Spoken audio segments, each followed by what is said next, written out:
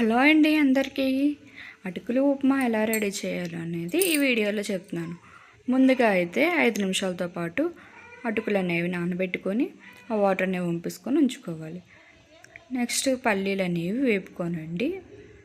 వేపుకున్న తర్వాత మనకు తగినంత ఆయిల్ వేసుకొని అందులో ఆవాలు జీలకర్ర అనేది వేసుకోవాలండి. అలానే పక్కనే పెట్టుకున్న ఉల్లిపాయలు, టమాటా, పచ్చిమిర్చి, కొంచెం కొత్తిమీర అనేవి కూడా వేసుకోవాలండి.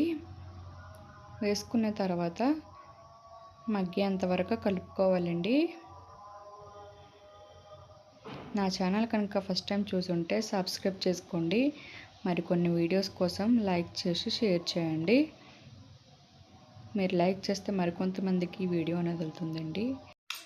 అయితే ఈ ఉల్లిపాయలు మగ్గిన తర్వాత మనం కొంచెం పసుపు, అలానే తగినంత సాల్టు, కొంచెం పంచదార అనేది కూడా వేసుకోవాలండి.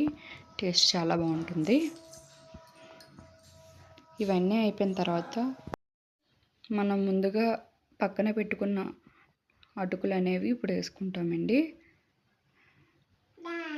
వేసుకున్న తర్వాత మొత్తం కలిసేంత వరకు కలుపుకోవాలండి.